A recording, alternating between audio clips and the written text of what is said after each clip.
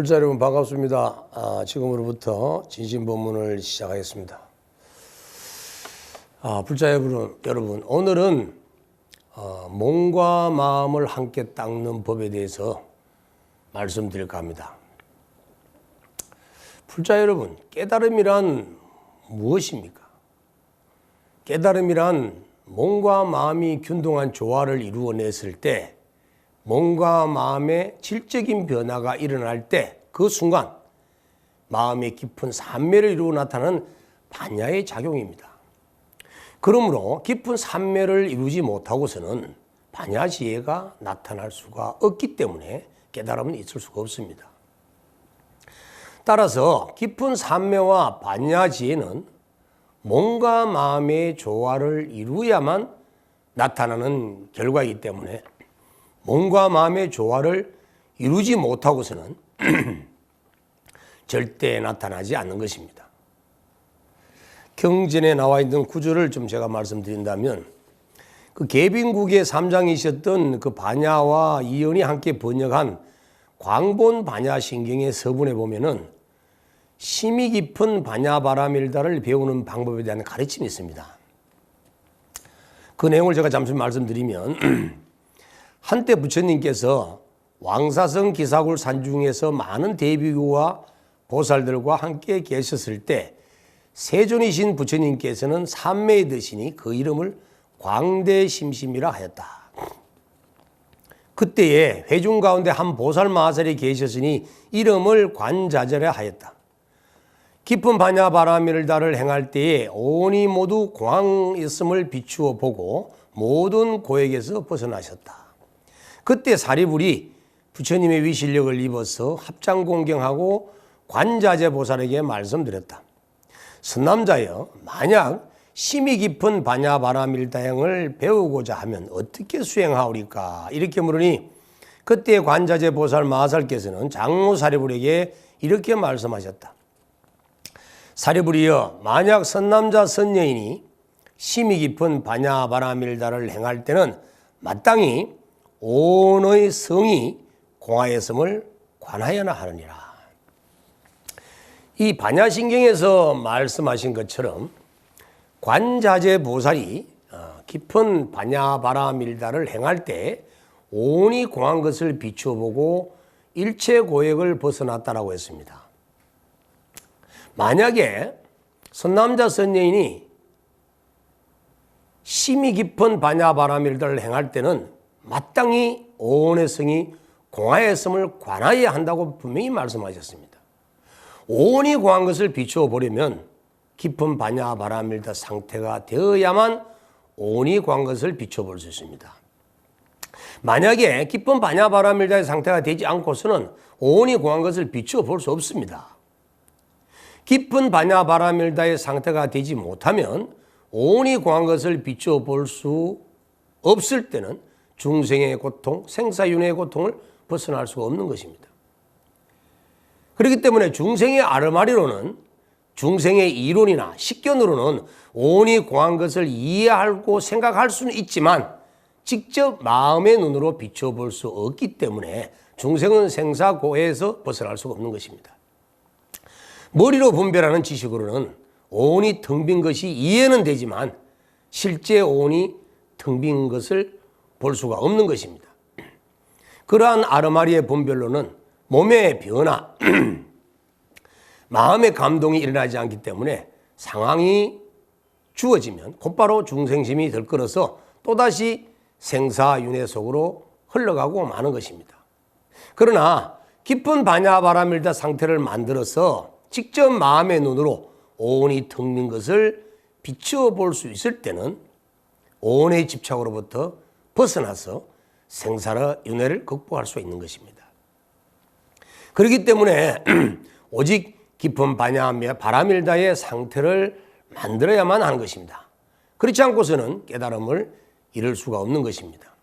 제가 산에서 수행을 할 당시에 마음이 삼매를 이루었을 때 제 몸을 관할 수가 있었는데 제 몸에 있는 피부와 몸속에 있는 혈관과 뼈와 살들이 보이기 시작했습니다. 예를 들자면 혈관의 크기가 마치 터널 동굴만큼 그렇게 크게 보일 정도로 혈관 속을 볼 수도 있었고 그러다가 몸을 이루고 있는 세포를 보게 됐습니다. 또 그리고 그 세포를 이루고 있는 물질적 요소인 그런 원자들과 원자를 이루고 있는 이 전자라고 할 수 있는 그 에너지체까지도 보게 됩니다. 그러다가 나중에 더 이상 쪼갤 수 없는 몸의 상태를 보고 있을 때 몸은 사라지고 빛밖에 남지 않았습니다. 몸이 텅 빈 것입니다. 실제적으로 내가 알고 있는 집착하고 있었던 나의 몸을 수행을 통해서 삼매를 이루어서 반야바라밀다가 이루어졌을 때 온이 공한 것을 직접적으로 마음의 눈으로 볼 수가 있습니다. 이것은 이론으로 알아지고 이해되어서 알아지는 것이 아니라 실제로 수행을 통해서 마음의 눈을 열기만 한다면 누구나 볼 수 있는 것입니다. 단지 그 마음의 심한 정도가 아주 밝고 약함에 따라서 보이는 정도가 차별이 있을지 모르겠지만 반드시 온이 공한 것을 체험할 수가 있다는 것입니다. 깨달음을 우리가 쉽게 이루지 못하는 이유는 깨달음을 얻을 수 있는 조건을 갖추지 않았기 때문입니다. 불자 여러분, 깨달음의 대도를 성취하기 위해서는 깨달음의 조건을 갖춰야 합니다. 깨달음을 얻을 수 있는 조건이 구비되지 않고서는 깨달음을 얻기란 하늘의 별 따기와 같습니다. 무엇이 깨달음을 얻을 수 있는 조건이냐면 첫째, 수행자가 성근과 복덕을 과거생으로부터 지어와서 이번 생에 하늘의 천신들과 땅의 지신들이 수행자를 도와주고 수호해 주어야 합니다. 그래야만 마구니들의 장애도 이겨낼 수 있고 악신들의 장애도 막아낼 수 있기 때문입니다. 만약에 신중들의 수호나 도움 없이 마장이나 귀신들의 장애를 물리치려고 한다면 막상 그 장애가 침범했을 때 수행자는 금방 물들어서 마군이나 귀신의 권속이 되어서 사도로 빠져나가기 십상입니다. 아니면 폐인이 되어버리든가. 그렇기 때문에 신중님들의 옹호를 받기 위해서는 항상 악하고 삿된 마음을 멀리하고 이기심을 버리고 자신을 낮추고 남을 위한 이타적인 이런 바라밀 등의 대성보살들을 항상 실천하면서 마음의 청정성을 지키고 보존해 나가야 하는 것입니다. 그리고 두 번째는 스스로 항상 올바른 방법으로 마음을 밝혀서 마음을 공적영지의 상태로 만들어야 합니다. 그 다음에 세 번째는 공적영지의 마음 상태를 만들 수 있도록 집중과 관찰이 균등히 조화를 이룰 수 있는 사마타와 윗바사나를 함께 닦으면서 지관이 균등할 수 있도록 정해가 등등할 수 있도록 항상 마음을 피우고 가꾸어 나가야 합니다. 그리고 네 번째는 태어날 때 갖고 나온 몸속의 정기신을 잘 지키고 보존해서 올바른 방법으로 정기신을 합일시키고 또 정기신을 축적하고 몸과 마음의 에너지가 넘쳐나도록 만들어야 됩니다. 몸과 마음의 에너지가 없으면 집중력도 없고 통찰력도 없고 수행력도 약해집니다. 그리고 번뇌만 치성하고 몸과 마음에는 기심만 가득하고 사견만 가득 찰 뿐입니다. 그렇기 때문에 몸과 마음에 에너지가 넘칠 수 있는 환경을 만들어야 된다는 겁니다. 그리고 다섯 번째는 무시리로 지어온 이 악업으로 인해서 우리의 몸은 온몸 기혈이 막혀 있습니다. 특히 이 상관 수행을 하기 위해서 필요로 하는 세 가지 관문이 막혀 있기 때문에 수행자는 이 세 가지 관문을 반드시 뚫어야 합니다. 그래서 몸속에 이 기혈이 넘치고 에너지가 넘치도록 만들어서 에너지가 온몸에 소통될 수 있도록 막혀 있는 세 가지 관문을 반드시 뚫어졌을 때만이 대도로 나갈 수 있는 수행의 바탕을 이룰 수가 있는 겁니다. 자, 불자 여러분, 그러면 지금부터는 이제 몸을 닦는 수행법에 대해서 말씀드리려고 합니다. 몸을 닦는 수행법 역시도 몸 닦는 수행법의 원리에 맞게 수행 기술을 배워서 수행을 해야 합니다. 몸을 닦는 수행법에 대해서는 지난 진심법문 제47회에서 설명했던 내용들을 중심으로 좀 더 상세하게 설명해 드리겠습니다. 지난 47회 진심법문에 이어서 오늘 말씀드리는 이 수행법은 불도융합으로 재탄생된 수행법입니다. 이 수행법은 불교의 불성사상, 반야사상과 도교의 내단사상이 융합하여서 몸 닦는 수행법은 도교의 내단 수행을 활용하였고, 마음 닦는 수행은 대성불교의 반야사상과 불성사상, 자성사상을 활용하여서 융합시켜 놓은 수행법입니다. 그리고 이 수련법은 내단 상관수련이라고 명칭합니다. 오늘 이 상관수련 중에서 소주천에 해당하는 초관인 연정화기수련에 대해서 집중적으로 말씀드리겠습니다.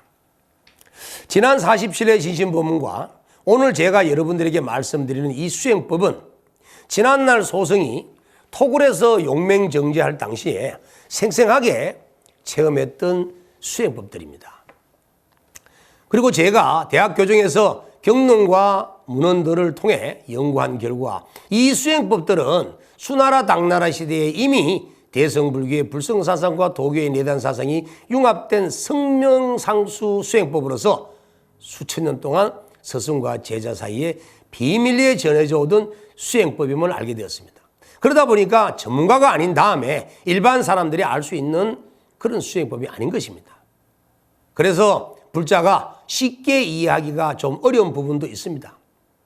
그렇지만 배워서 실천하면 될 것을 잘 모르겠다고 해서 모른 채 그냥 둔다는 것은 이것은 정말 더 큰 어리석은 누를 범할 수가 있는 것입니다. 왜냐하면 이 상관수행법이 현대의학적 관점에서 유추해본 결과 상당히 과학적인 이론을 갖고 있으면서 의학적 가치가 있다고 판단되기 때문입니다. 예를 들자면 특히 수행 과정에서 나타나는 고도의 집중과 관찰은 몸과 마음을 이완 상태로 만들어주기 때문에 세포들을 활성화시키고 몸속의 장부기관들의 조직과 세포의 질적 변화를 일으켜서 수행자의 몸과 마음을 무심 상태로 이룰 수 있는 최적의 상태로 이끌어주기 때문입니다. 분명히 이 수행법은 분명히 수행자들에게 깊은 삼매와 깨달음의 세계로 안내해 줄 것에 저는 확신합니다. 물론 눈 밝은 스승을 잘 만나서 올바른 지도하에 바르고 열심히 정진할 때 그 깨달음의 길은 더욱더 분명해질 것입니다. 행여 쉽게 이해하지 못하거나 경험해보지 못한 부분들이라고 해서 비판적이고 부정적인 시각에서 이 수행법을 비난한다면 그런 구업을 지는 일이 없었으면 좋겠습니다. 이미 이 수행법에 대해서는 학문적 이론과 경험에 의한 실사례들이 수천 년 동안 축적이 되어서 이어져 온 수행법이니만큼 믿고 수행하시는 분들은 분명 좋은 결실이 있으리라고 확신합니다. 불자 여러분, 인생의 시간은 짧습니다. 이미 많은 시간을 우리는 흘려보내버렸습니다. 이제 더 이상 허송세월 보내지 마시고 믿음을 가지고 꼭 열심히 실천해 보시기 바랍니다. 제 자신의 수행담을 잠시 들려드리겠습니다. 제가 금정산 토굴에서 용맹정진할 당시에 주로 행하였던 실천법은 염불 주력 수행과 참선으로는 묵조선 수행이었습니다. 나조로는 주로 울력을 하기 때문에 주로 관음 염불을 하고 대비심주를 중심으로 해서 주력 수행을 많이 하였습니다. 그렇지만 밤으로는 앉아서 좌선을 할 수 있었기 때문에 묵조선을 중심으로 참선하면서 특히 사마타와 윗바사나의 힘을 많이 키웠습니다. 그런데 그 당시에 수행 과정에서 나타나는 몸의 현상들은 불교에서 흔히 볼 수 없는, 알 수 없는 경험들이었습니다. 예를 든다면 주력을 하고 염불을 하는데도 단전에서는 아주 뜨거운 기운 덩어리가 생겨나게 되고 확장이 되면서 계속 움직이려고 하는 것입니다. 그러다 그 뜨거운 불기둥 같은 덩어리가 회음열이 있는 아랫배 쪽으로 내려가더니만 꼬리뼈가 있는 미려관을 열고 척주 속에 있는 관 속으로 밀고 들어가는 것입니다. 그러다가 계속 거슬러 올라가는데 요추를 지나서 흉추를 뚫고 지나가고 또 경추를 지나서 머릿속으로 들어가서 백회에 머물게 되었는데, 이 뜨거운 기운 덩어리가 척추관을 뚫고 요추를 지나서 흉추로 올라갈 때는 마치 불에 달군 뜨거운 쇳덩이가 등 뒤쪽 척추관을 뚫는 듯이 태우듯이 아팠고 온몸에서 그때는 비 오듯이 땀이 흘렀습니다. 너무나 뜨거워 견딜 수가 없을 정도였습니다. 그러다가 뜨거운 그 불기둥 같은 기운이 요추와 흉추와 경추를 다 뚫고는 내로 들어갔을 때는 갑자기 머리가 날아갈 듯이 시원한 청량감이 들고 의식은 말로 표현할 수 없을 만큼 또렷해지고 특히 눈이 아주 시원해지면서 밝아져 버렸습니다. 한참 동안 이 뇌 전체를 감싸고 청량함을 주던 그 기운은 백화가 있는 머리 상단 부분에서 갑자기 얼음장같이 차가워지게 시원해지고 정말 말로 표현할 수 없는 그런 냉기가 만들어지더니만 다시 아래쪽으로 흐르면서 이마를 지나고 미간을 타고 눈을 거쳐서 코 안쪽 부비동 안쪽을 거쳐가지고 입천장을 지나서 혓바닥을 지나가 아래로 내려가는 것입니다.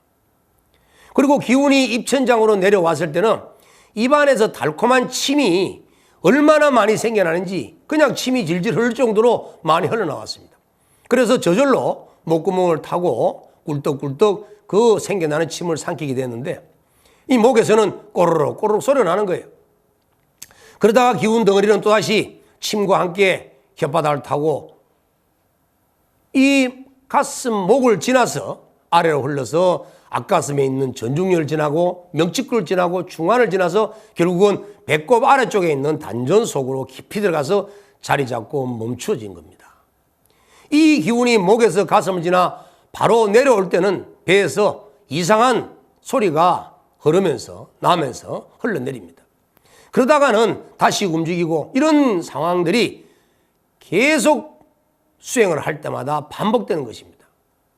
이런 현상들이 약 한 3개월 정도 이어지다가 어느 날 머리 위에 몇 개의 태양이 동시에 떠오르는 것처럼 눈앞이 환히 밝아지는데 이 밝음은 낮과 밤의 구별이 없을 정도로 환히 밝은 빛이 내 머리를 속에 미관 이 백호가 있는 부처님 미관 백호가 있는 이 인당에서 비쳐나오는 것처럼 그런 현상이 나타났습니다.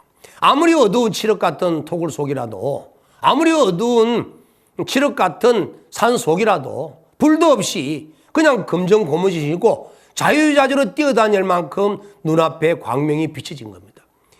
수행자들께서 조사님들께서 호랑이가 불을 놔서 비춰주더라 하는 그런 말들을 많이 들은 적이 있는데 저는 호랑이는 본 적이 없지만 제 몸의 미관에서 그런 광명이 노는 것을 체험했습니다.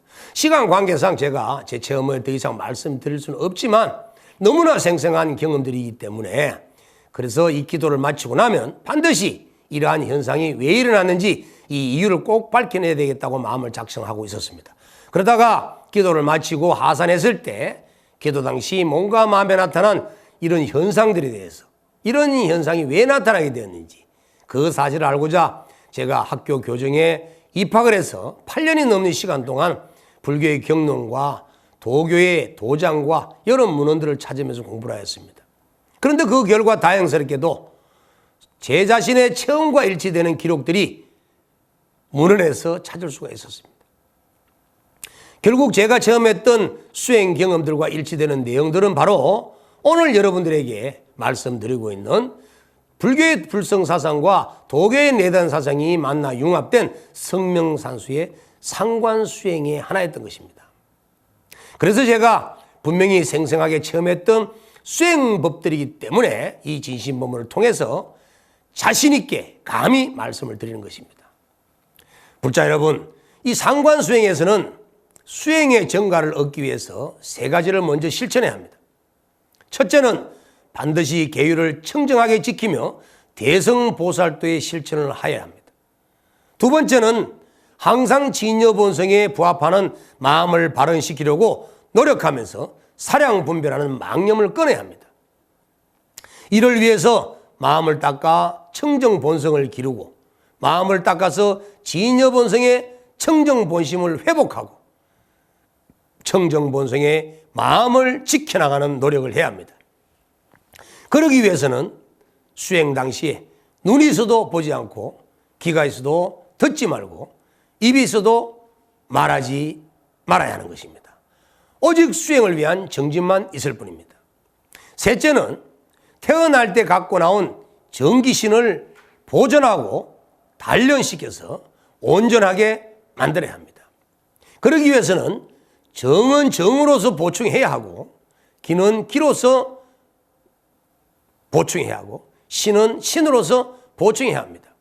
이를 위해서는 사랑 분별하는 마음을 걷고 공적 영지의 마음 상태를 만들어서 배꼽 안쪽에 들어있는 양콩팥 가운데에 마음의 은염을 두고 그리고 깊은 정기신이 감추어져 있는 곳 이 콩팥을 중심으로 해서 집중적으로 비추어 관찰하게 되면 비추는 마음과 몸속에 있는 정기신이 하나가 되어서 도를 이룰 수 있는 종자를 잉태할 수가 있는 것입니다.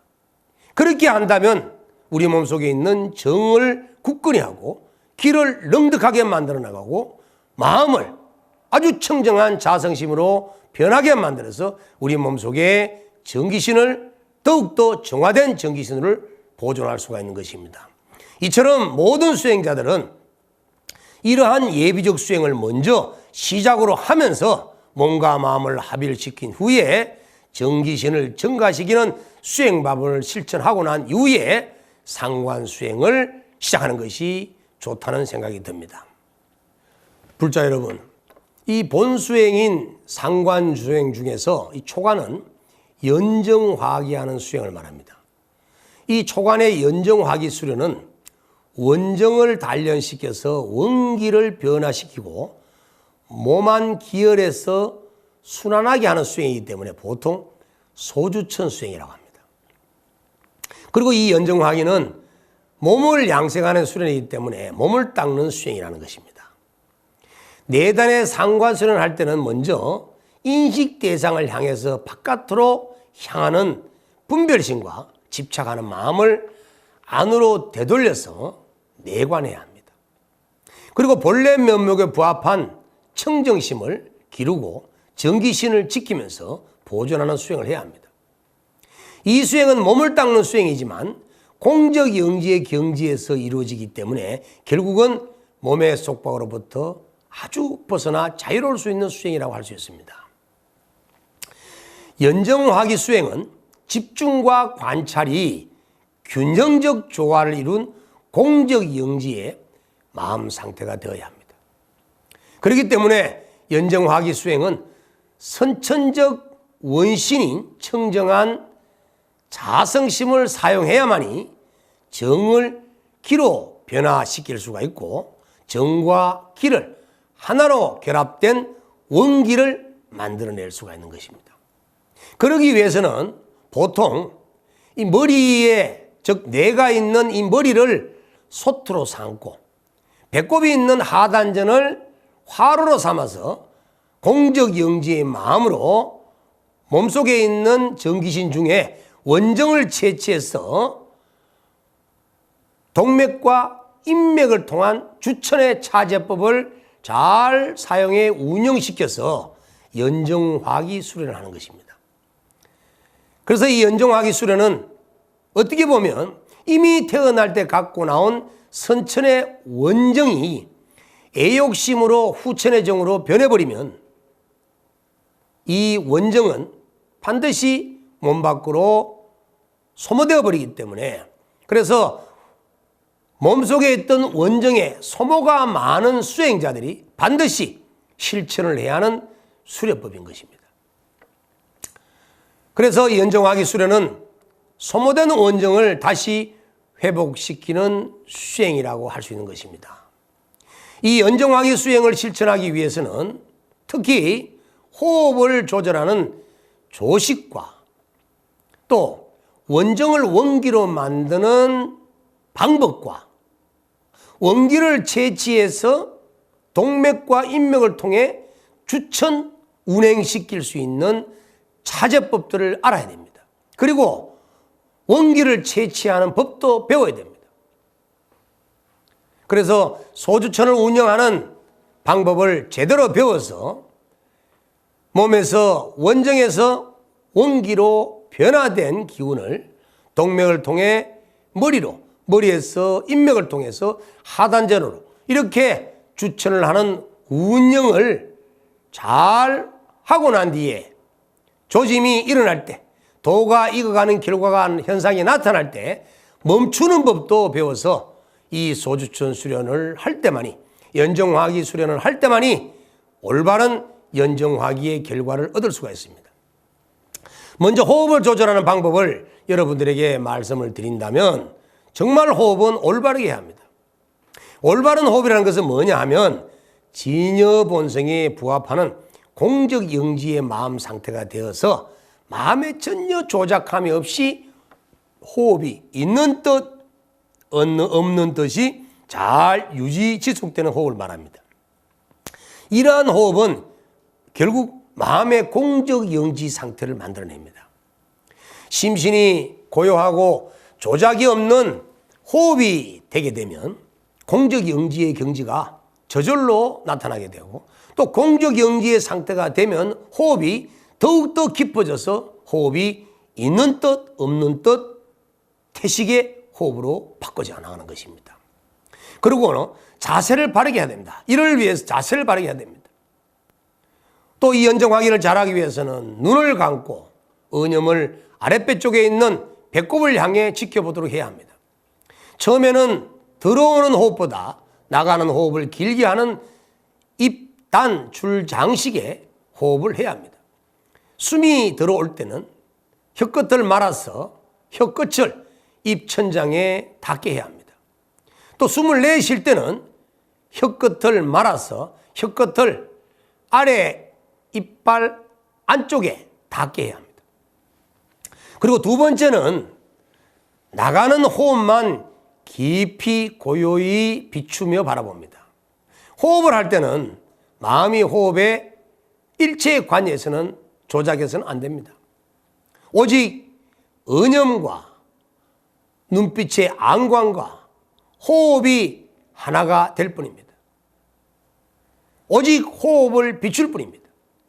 이것이 바로 호흡을 잘 하는 것입니다. 두 번째, 원정을 변화시켜서 원기를 만들어야 합니다.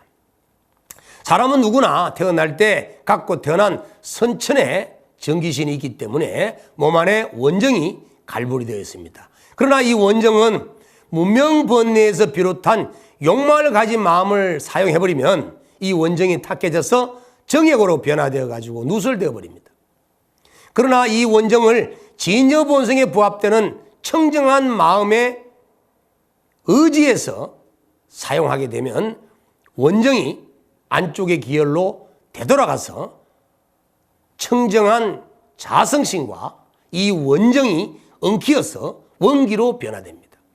결국 원정이 원기로 바뀌기 위해서는 청정한 자성심이 반드시 함께 있어야 된다는 겁니다. 자, 다시 말씀드린다면 마음 중에 청정한 자성심을 사용해야만이 된다는 얘기죠. 그래서 청정한 자성심을 콩팥 가운데 집중적으로 겨냥하고 언염과 눈빛의 안광을 하나가 되게 만들어서 비추게 되면 온몸에 있던 원정이 기혈로 되돌아와서 기와 청정한 자성심이 엉키게 되어서 결국 원기가 발생된다는 것입니다. 자, 이러한 상태에 청정한 자성심과 또 언염이 하나 된 경지를 공적영지의 마음 상태라고 합니다. 그렇기 때문에 공적영지의 마음을 사용해서 원정이 콩팥 가운데로 되돌아가고 기혈 가운데로 되돌아가서 이 올바른 원기가 청정한 마음과 만나서 원기가 바르게 정기가 되어버렸을 때 이때는 이미 주천을 할 수 있는 준비가 끝난 것입니다. 자, 이때가 되면은 이제는 회음열을 지나서 미래혈을 뚫고 그 다음에 협적관을 뚫고 또 옥친관을 뚫어서 머리가 뇌가 있는 머리 쪽으로 척추 관속으로 뚫고 이 원기가 운행을 해야 하는 것입니다. 그런데 아무리 내 스스로 이 원기를 동맥이 있는 척추관을 통해서 보내려고 하지만, 운행을 시키려고 하지만 운행이 되지 않습니다. 왜 그러냐 하면 이 마음이 분별하는 마음으로 이 원기를 움직이고 있기 때문에 원기가 만들어지지 않았을 뿐 아니라 더더욱이 에너지가 동맥을 통해서 뚫고 가지 못하는 것입니다. 그래서 호흡 중에 무념무상이 되거나 보고 듣는 지각도 없는 텅 빈 공적영지의 마음 상태가 되면 이때에서 바로 참된 성품이 깨어나서 원정과 엉키게 됩니다. 그러면 이제 진기가 발생되게 된다는 거죠. 그래서 아무리 운행법을 안다고 하더라도 마음의 진여 본성의 청정자성심이 만들어지지 않으면 원정은 절대 원기가 될 수가 없습니다. 그래서 공적영지, 공적영지라고 하면서 공적영지를 강조하는 것입니다. 이 공적영지는 언념과 진여 본성의 청정자성심이 하나가 되어서 오직 무심의 경지에서 비추고 있는 상태를 공적영지라고 하는 것입니다. 자, 불자 여러분, 참된 성품을 사용해서 콩팥 있는 양신을 비출 때 집중과 알아차림이 조화를 이루고 맑음과 고요가 균형을 이룰 때가 되면 마음은 공적영지의 상태가 되어서 텅 빔이 지극하고 고요함이 돈독해져서 몸속에 아주 신령스러운 원기가 탄생이 됩니다. 성성적적한 경지에서 오직 마음을 공적영지의 마음을 만들어서 비추는 작용만 또렷이 남아있을 때 이때만이 몸속에 있는 정기신의 원정과 원기가 정말 진기로 변화되는 일이 펼쳐지는 것입니다. 그래서 이 원정과 원신이 엉키어서 원기가 발생할 때는 반드시 이 원기를 채취해서 추천한 방법에 따라서 원기를 단련시켜야 합니다. 자, 원기를 채취하는 방법을 말씀드린다면 호흡으로 원정을 불리고 익혀서 선천의 원기를 발생할 때에 이때 이를 채취합니다. 이 원기를 채취하는 참된 도구는 공적영지의 마음인 원신입니다. 공적하고 신령스럽고 텅 빈 이 공적영지를 주제해서 원정을 조절해야만 참된 원기가 나타나는 것입니다. 보고 듣고 지각하는 인식의 영역에 속하지 않는 이 지극히 고요하고 지극히 텅 빈 상태가 되어야만 원기가 나타난다는 사실을 우리 불자 여러분들께서는 꼭 명심하셨으면 좋겠습니다. 그리고 이 진기가 발생할 때는 반드시 몸에 조짐이 있습니다. 몸에 조짐이 있을 때만이 운행을 할 수가 있습니다. 만약에 몸에 올바른 때, 약을 채취할 수 있는 이런 올바른 때가 아닌 상태에서 이 좋은 진기를 채취해서도 안 되고 그러면 진기가 또 발생된지 알 수가 없습니다. 그러나 올바르게 수행하게 되면 반드시 이 진기가 생기는 때를 알 수가 있습니다. 다시 말씀드리면 지극히 몸과 마음이 극도로 고요해지면 진기가 발생이 됩니다. 또 시간으로 얘기한다면 자축인묘 진사오미 시르간을 얘기를 할 때 해시의 끝에서 자시의 처음이 바로 이 진기가 탄생되는 시점입니다. 또 마음이 몸과 조화를 이루어서 몸과 마음이 가장 고요한 때가 되면 이때 몸에서 또 진기가 발생되는 기미가 일게 됩니다. 기가 움직이면 신도 움직입니다. 이 움직임이 결국은 극에 도달해야만 진정한 진기는 탄생이 된다는 것입니다. 불자 여러분, 이 기를 운행하는 방법은 이렇습니다. 진여 본성에서 한 생각이 일어나는데 이 한 생각이 일어나는 것을 내단에서는 불이라고 합니다. 이 불은 진여 본성에 부합하는 공적영지 상태의 언념입니다. 그러니까 이 생각이라고 하는 한 생각이 일어난다는 것은 우리가 망상을 피운다는 것이 아니라 또렷이 비추는 언념을 말합니다. 이 언념이 신장 가운데 있는 정과 하나되게 연결시켜서 호흡을 조절하고 언념을 더욱 밀착시키고 관찰하면 전기신은 질적인 화학 변화를 일으켜서 합일이 되고 원정 원기가 합해돼서 진기가 탄생이 되는 것입니다. 우리들 사람의 마음이 중생심이 제거되면 불성이 되돌아옵니다. 사람의 욕망이 청정해지면 하늘의 도리가 우리 마음속에 그대로 상존합니다. 매일 한순간을 고요히 하고 심신이 모두 안정되고 호흡과 기를 조절해서 화평해지기를 기다린 후에 눈을 지그시 감고 신장 아래, 신장 위에